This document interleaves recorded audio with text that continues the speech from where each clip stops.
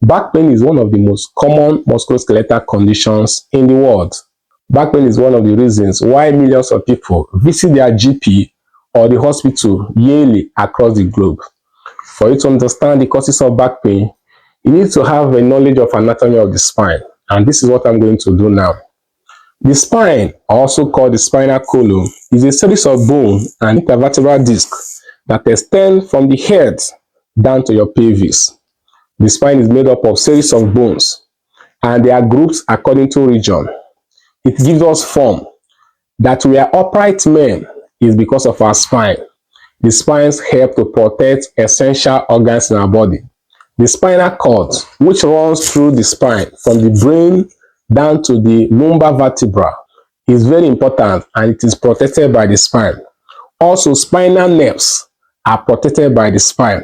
The spine enables us to move our body in forward movement, backward movement, and rotation to the right and left.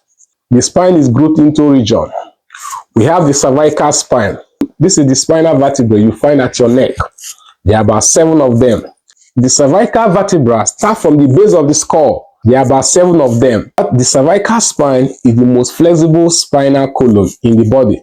That is why you can easily turn your neck forward, backward, rotate to the right and to the left, and even side bend to the right and the left. The cervical spine is the most flexible spine. Then we have 12 thoracic vertebra.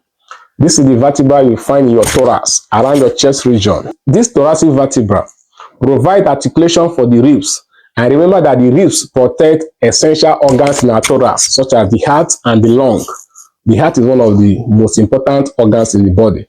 The thoracic spine is less flexible because of the attachment of the ribs, but it plays an essential role in protecting the heart and the lung and other organs around the thorax. Because thoracic vertebra does not move like other vertebra, they are the less injured region in the spinal column. Now we have the 5 lumbar vertebra. The lumbar is the one you find at your lower back. They bear the weight of the body, and the center of the gravity lies at the lumbar vertebra. They are more flexible than the thoracic vertebra.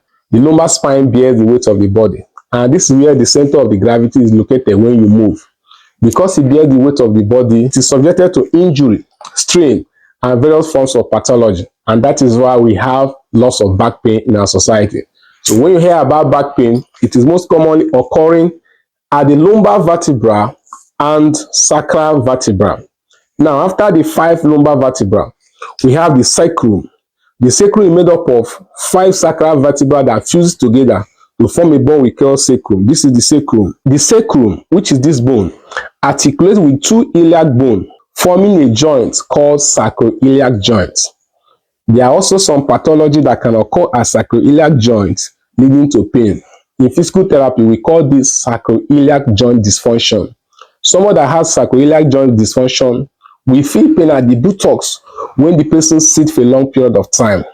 There are some exercises for sacroiliac joint dysfunction. If you have such pain, you can check my channel. I made a separate video about sacroiliac joint dysfunction. Then after the sacrum, we now have the coccyx. The coccyx is the tailbone. It is made up of 3 vertebrae that fuse together to form the coccyx. There could also be coccyx pain or tailbone pain. It occurs mostly in postpartum woman due to trauma associated with childbirth. A postpartum woman or a woman that has just given birth to a child can experience tailbone pain or coccyx pain. As I said, there are a series of bones that make up the spine, also called the vertebral column. Each of these bones, as you can see, is called a vertebra. A vertebra. When there are 2 or more, it is called vertebrae. In between the vertebral column, in between the 2 vertebrae, there is what we call intervertebral disc. This intervertebral disc is a fibrocartilage that helps to absorb shock in the spine. Without the intervertebral disc in each of these vertebral columns, the spine will be a rigid structure. You will not be able to move your spine forward or backward. Also, this intervertebral disc plays another role. They help to absorb shock when you move your spine. For example, if you jump or land from a height, the intervertebral disc acts as a shock absorber. Look, If you jump from a height, this is what will happen at intervertebral disc. They will spread the force. Instead of these two bones jamming, the intervertebral disc will absorb the shock. This is a sample of intervertebral disc. It is made up of two layers. The central layer of the intervertebral disc is called the nucleus pulposus. Then the outer layer is called annulus fibrosus. Disc is subjected to pathology. There are a series of things that can affect the disc. As somebody ages, this disc, intervertebral disc, reduces in size and becomes thinner, leading to a series of pain in the back. This is a degenerated disc. As you can see, this is reducing in size. As somebody ages, the water in this disc are reabsorbed, making them to be thinner. And this is why as somebody ages, the person tends to reduce in size, because the size of this disc reduces as somebody ages. If you compare disc one on my right to this one on my left, this one is thicker and bigger. This one is smaller. Remember, there are many discs in the body. So if they keep on reducing in size, you find someone that was once tall, reducing gradually as the person ages. The disc is also subjected to loss of pathology, which I'm going to discuss in my subsequent videos. In between these vertebral bones are a series of joints that join one vertebra to the another. Let me use this one as an example. We have two major joints that hold two vertebral bones together. We have intervertebral joint. This joint is between one vertebra to the other. The joint is called cartilaginous joint because in between the vertebral bone is the intervertebral disc. This is a cartilaginous joint. Now we have another joint at the back. We call this joint facet joint. Remember, this is one vertebra. This is another vertebra. There is two joints that hold one vertebra to another. The joint is called facet joint or apophyseal joint. This joint is here and here. This joint helps to reduce spinal movements. Without this joint here, the spine can easily dislocate. If there is problem at this joint, it can lead to back pain. We call it facet joint dysfunction. In physical therapy, there are a couple of exercises we recommend for people with facet joint dysfunction, which simply means problem or arthritis at the facet joint. Also, there are a series of ligaments and the muscles that stabilize the spine together.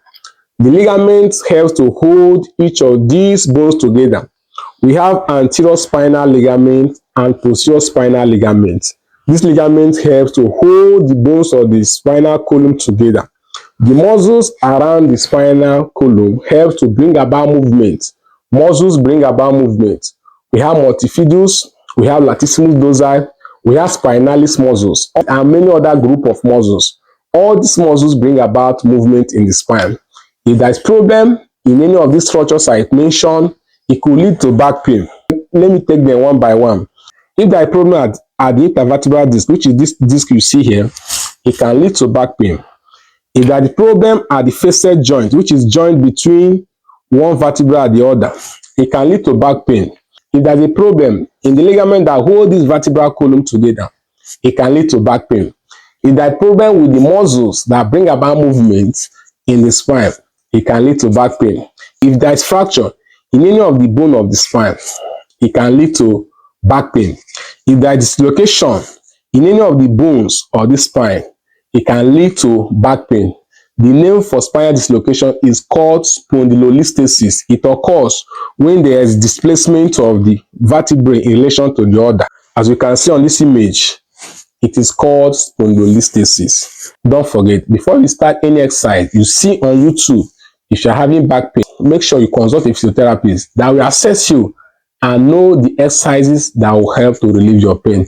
Some of the exercises you see online or you see on YouTube without asking questions might be counterproductive.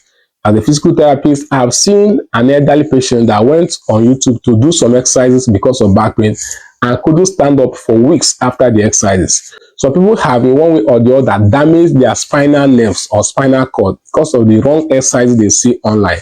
It is necessary for you to consult a physiotherapist if you have any form of back pain. If you find this video useful, don't forget to subscribe to our channel. Share this video with your family and friends. Give us a thumb up. Press the notification button. By doing so, you'll be notified whenever we release any of our videos.